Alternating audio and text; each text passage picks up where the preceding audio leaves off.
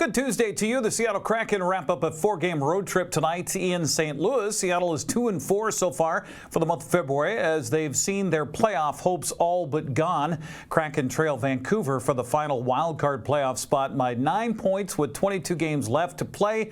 Blues and Kraken are underway at the Enterprise Center that is on Kong TV. Well, the Mariners used a 6-run 6th inning to erase a 7-1 deficit and beat Milwaukee yesterday 12-8. It was Seattle's second Cactus League victory of the spring as 3 players went deep to kick off the offense into high gear. One of my favorite spring training phrases, get your work in. Get your work in. That's the key. Here's a swing and a drive deep to left field, out to the scoreboard, and goodbye baseball to the top of the berm in left. Mitch Haniger with his first home run of the spring, and that was a tee shot to the base of the video board out there that has his picture up there. Haniger with a blast, and the Mariners lead the Brewers 1-0 here in the top half of the second. That was a no-doubter. Montez steps off his lead. Here's the pitch. Swung on, a rip to center field. That is way back. It is on its way, and it is gone. Way out of here to center field. Windish, another blast. And the Mariners have taken the lead with one swing. It's 9-8 Mariners.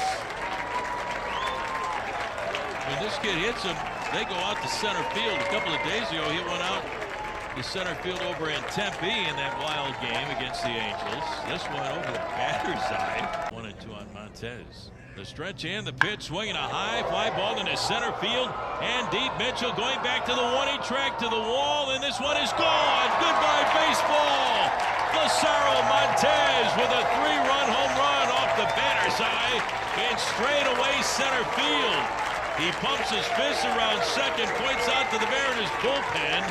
Lazaro Montez with a 3-run drive. Holy smokes, and the Mariners now lead 12-8 over the Brewers. Rick Rez and Gary Hill with the call on Mariners radio. Manager Dan Wilson was happy with the offense, but not so much with the defense as the M's committed 4 errors. A lot of comeback today, but a lot of offense. Saw some pretty good pitching performances, sparingly, and a couple of missed chances in the field. But outside of that, boys really came. They swung the bat well, took advantage of some of their mistakes, and were able to tack on a lot of runs today. Good to see the ball leaving the ballpark, and Hanny not to be outdone by Hogan again, and then Laz at the end. Really swinging the bat. I think we're really seeing the positives of using that middle of the field approach, and guys really driving the ball that way out to the middle, and ball carrying really well today. I mean, he is so strong, and I think coming off his bat, I thought it had a chance right away, but really happy for him. What a great moment for him to get that first one here in one of these spring training games, and he's a guy with a lot of personality, a lot of life, and lots of smiles after that one. Seattle's back in action against the Dodgers today and will face the Athletics coming up tomorrow.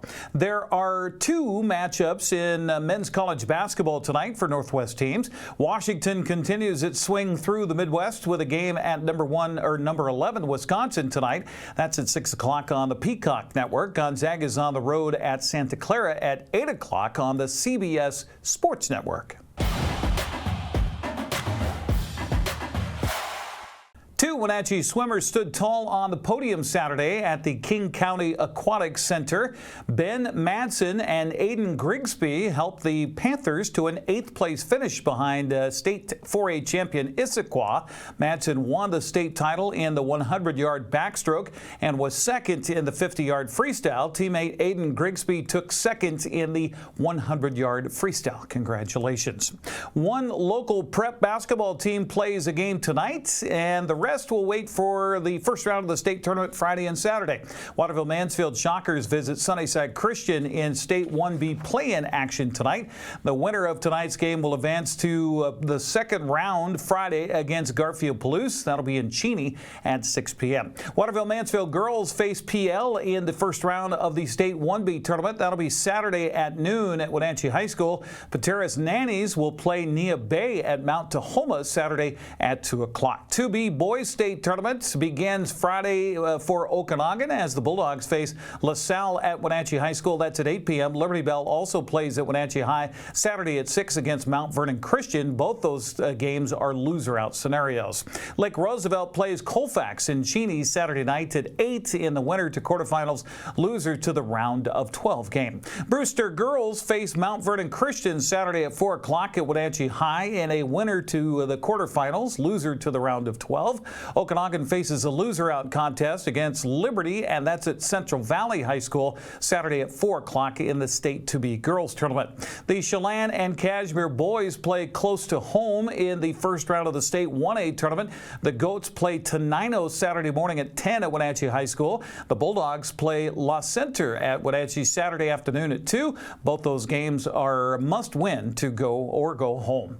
The Cashmere girls drew Bellevue Christian for a first-round game in the State 1A Girls Tournament. Games will be played at Issaquah High School Friday night at 8 o'clock. If the Bulldogs win, they'll advance to the quarterfinals. If they lose, they'll enter the round of 12. Eastmont girls have to wait until Saturday night for their first-round game in the State 4A Tournament. Wildcats will play the Meade Panthers at Central Valley High School at 6 o'clock in a loser-out contest. I know that's a lot to keep track of. So, for those who just want to watch some good basketball here locally, we got you covered at Wenatchee High School. There are a bunch of games to be able to watch. It'll start on Friday. Let's see, 2 games on Friday, 5 games on Saturday. Elmira Cooley Heartline boys face Acosta in the 1B tournament Friday at 6 p.m. That's followed by Okanagan and LaSalle boys at 2 in the 2B tournament. That's at 8 p.m. Chelan boys start things off Saturday morning at 10 against Tenino. That's followed by the Waterville Mansfield girls against PL. Cashmere and La Center face off at 2 in the boys 1A tournament. Next up is Brewster and Mount Vernon Christian girls in the 2B tourney at 4. Then at 6, Liberty Bell and Mount Vernon Christian boys wrap up the action at Wenatchee High School. By the way, pay admission on Friday, you get those 2 games. Pay admission on Saturday, you get all 5 games for the price of 1. The Wenatchee Wild have closed the gap to reach the final playoff spot to the WHL thanks to a 5-point weekend with wins over Seattle and Vancouver and pushing Portland to overtime. Wenatchee is 2 points behind the Thunderbirds for the 8th and final playoff spot in the Western Conference of the Western Hockey League. Wenatchee Wild broadcaster Austin Draude says it was nice to get Shaun Rios back from his 6-game suspension. He came back in a big way. He added a lot back to our power play. He added things back on Saturday down in Portland. Obviously, with 6 games off, it takes a little bit of time for that line to gel again and get things back. And I think that first period probably displayed that. But after the second period, he looked like his old self out on the ice. His teammates were finding him. He knew exactly where to go, what to do. Picking right back up again and picked up 2 goals on Sunday. Got some good shots and got some good help from his teammates to get those going. The Wild have 2 road games and 1 home game this weekend, and the need to gather more points is a main focus. This is a big one. We've got the 2 road games, and they're going to be tough ones. Spokane with the game on Friday night. We'll get their top group again. We've talked about their top 2 draft picks, Berkeley Catton and Andrew Crystal. They've got the league goal-scoring leader in Shea Van Olm. They've got a high-powered team that we were able to really play physical against, get some power play success, and really shut down the last time we were out there. 30 seconds away from getting those 2 points out there, we still ended up with the 1. But this is a group that can beat a team like Everett or Spokane. And the road game against Vancouver, they've been a little bit down here of late, but when we went up there the last time, they got some great goaltending from Burke Hood, who we saw on Sunday afternoon. I'm sure we'll see him again because, by and large, he's done a great job for them this season. They've got some great rookies like Ryan Lynn on the blue line. So this Vancouver team's a tough team. We caught them on a night where they were coming off, I think, a little bit of a low with dropping a game to Kelowna. So it was a game that I think they would like to have back, and they'll get their opportunity on Sunday. We got to be ready to shut that down and get those 2 points that we need. Wenatchee begins the weekend on Friday in Spokane before returning home for Wild versus Cancer Saturday night against Tri-City. That'll be at the Town Toyota Center at 6. Wild finish the weekend at Vancouver Sunday afternoon at 4 o'clock. That's a look at sports news. I'm Eric Granstrom. Have a happy Tuesday.